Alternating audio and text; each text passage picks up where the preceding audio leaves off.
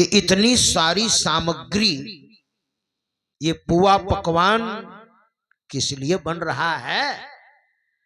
तो नंद बाबा ने कहा, बेटा साल में एक बार हम लोग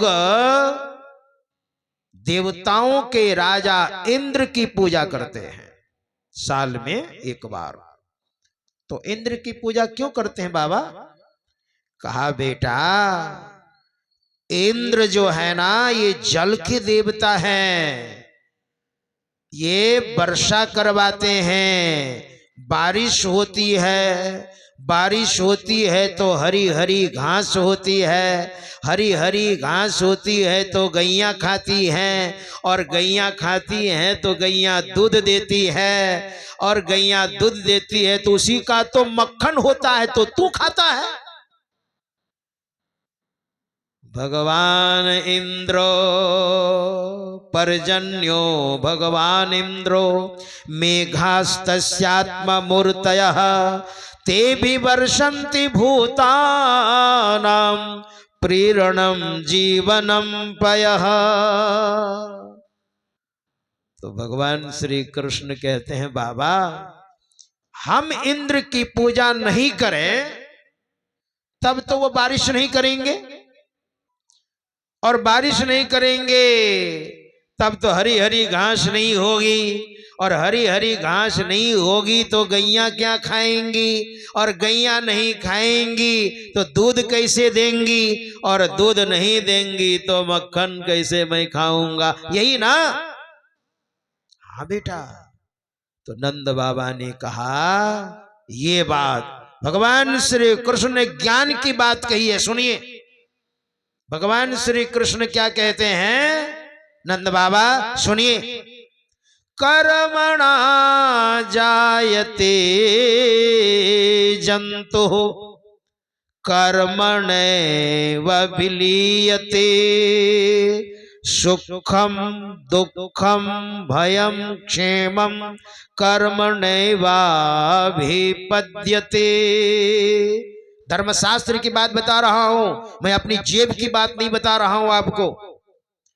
भगवान श्री कृष्ण क्या कहते हैं सुनिए, बाबा कर्मणा जायते जंतु, जितने जीव हैं संसार में अपने कर्म के अनुसार यहां जन्म लेते हैं। इसके पहले जैसा कर्म किया है, कर्म का मतलब आपने अपनी कमाई का दशांश धर्म कार्य में दान दिया है, सत्संग में, कथा में, साधु पुरुषों की सेवा में। जो भजनानंदी है भजन ध्यान करते हैं, और जो भजन ध्यान करते हैं उनका आपने उनकी आपने सहायता की, उनका हेल्प किया। और वो जो भजन ध्यान करते हैं वो भजन ध्यान का कमीशन बहुत गुना होकर के आपके पास आएगा, है ना? तो दान पुण्य आपने किया है, भगवान ने आपको धन दिया और आपने दान पुण्य किया है, वो आप अपने लिए देते हैं।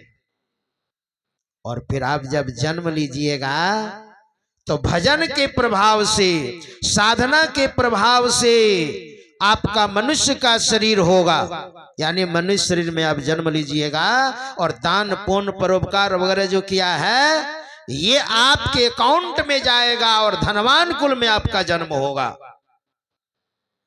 आप दीजिएगा तब ना। हमारे भारत में ऐसे ऐसे दाता हुए। हमारे भारत में एक राजा थे, राजा भोज, है ना? हम लोग आज भी मुहावरा में बोलते हैं राजा भोज के बारे में। राजा भोज, राजा भोज का एक मंत्री था। वो गए थे, कहीं गए होंगे अगल बगल में, और उधर से जब वो आ रहे थे, कोई काम में गए होंगे राजकारी के लिए, और उधर से जब आ रहे थे तो बहुत धूप, गर्मी का मौसम था, जमीन तप्त हो गई थी।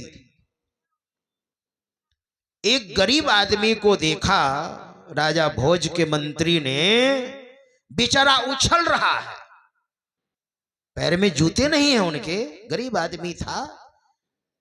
मैंने हिमालय की यात्रा की है, मुझे पता है ना। 1990 में और 1991 में मैंने हिमालय की यात्रा की है। गंगोत्री से 18-19 किलोमीटर गोमुख है, जहां से गंगा मैया निकली है, वहां भी गया अध्ययन की दृष्टि से। केदारनाथ, यमुनोत्री और बद्रीनाथ भी गया। तो कहीं कहीं मुझे बर्फ मिलती थी, पैर फट करके खून निकल रहा था, जूता फेंक दिया, खाली पैर हो गया। कहीं कहीं बर्फ मिलती थी और उस बर्फ में जब मैं चलता था तो मुझे लगता था मेरा पैर गल जाएगा, तो जल्दी से निकल जाता था मैं।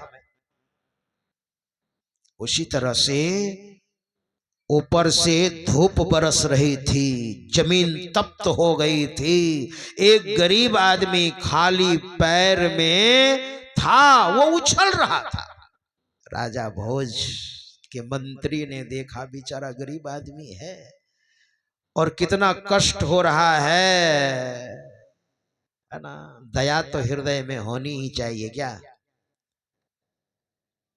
दया धर्म का मूल है और पाप मूल अभिमान। और तुलसी दया न छोड़िए, जब लग घट में प्राण।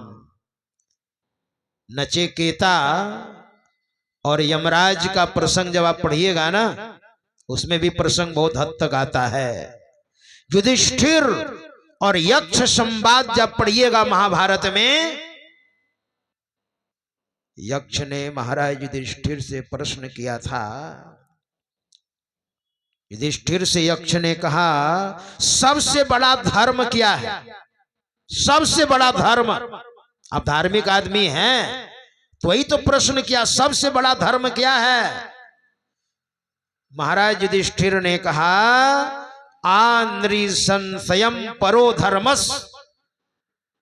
धर्म में जो दया है सबसे बड़ा धर्म है, जिसके अंदर दया है। आप धार्मिक पुरुष हैं और दया नहीं है आपके हृदय में, आपका हृदय कठोर है, आपके अंदर दया नहीं है जीवों के प्रति, तो आप धार्मिक आदमी नहीं हैं आप। वही तो है। राजा भोज के मंत्री ने देखा, बेचारा गरीब आदमी है, उछल रहा है, उसने कुछ सोचा नहीं और अपने पैर के जूते को निकाल करके उस गरीब आदमी को दे दिया। आप पहन लीजिए, पैर में बहुत गर्मी लग रही है, ये जमीन तप्त है। गरीब आदमी ने जब जूता पहन लिया तो गरीब आदमी बेचारा वो तो शांत हो गया। अब राजा भोज का मंत्री खाली पैर में हो गए, तब वो उछलने लग गए, है ना, वो तो खाली पैर हो गए ना। उधर से राजा भोज का जो महावत था, जिस हाथी पर राजा भोज बैठकर नगर भ्रमण करते थे, महावत उधर से हाथी को ला रहा था और मंत्री को देखा तड़पते हुए, तो महावत ने कहा, मंत्री जी पैर के जूते क्या हो गए? कहा, महाराज मैंने दाम दे दिया, एक गरीब आदमी उछल रहे थे, मुझे रहा नहीं गया और मैंने अपने पैर के जूते उन्हें दे दिए, अब मुझे कष्ट होने लग गया। महावत ने कहा, जल्दी से आइए और हाथी पर बैठ जाइए। राजा भोज के मंत्री जल्दी से आए और हाथी पर आकर के बैठ गए। उधर से राजा भोज आ रहे थे और राजा भोज ने देखा, अरे मंत्री जी मेरी जगह पर बैठा हुआ है, वाह। राजा भोज ने कहा, मंत्री जी हाथी पर? कहा हाँ हाँ हाथी पर मैं बैठा हूं। वहां एक श्लोक है बड़ा सुंदर, उपानहम मया दत्तम। ओ मंत्री कह रहा है राजा भोज से, उपानहम मया दत्तम जीर्णे कर्ण विभाजितम। महाराज, उपानहम मया दत्तम, मेरे पैर में जो जूते थे ना, उपानहम मेरे पैर में जो जूते थे, जीर्णे कर्णे विभाजितम, वो भी फटे हुए जूते थे, कोई नया जूता नहीं था महाराज। वो जूते फटे हुए थे, साइड साइड में वो जूता फट गया था, और उसको मैंने दान दे दिया एक गरीब आदमी को। गजारूढ़ हो, उसी के प्रताप से मैं हाथी पर आरूढ़ हो गया हूं। गजारूढ़ हो। कहा वाह महाराज, दान देने का, मेरे पैर में अगर जूते होते तो मैं हाथी पर तो नहीं बैठता, क्योंकि उस हाथी पर तो आप बैठते हैं। तो मैंने गरीब आदमी को दान दे दिया, तो मैं खुद उछल रहा था और महावत ने मुझे बुला लिया। आप जहां बैठते थे वहां मुझे बैठने का शुभ अवसर प्राप्त हो गया, क्योंकि मेरे पैर जल रहे थे, मैंने दान दिया। मतलब दान देने का प्रभाव देखिए महाराज। पुराना जूता दान दिया, हाथी में बैठने का सौभाग्य प्राप्त हो गया।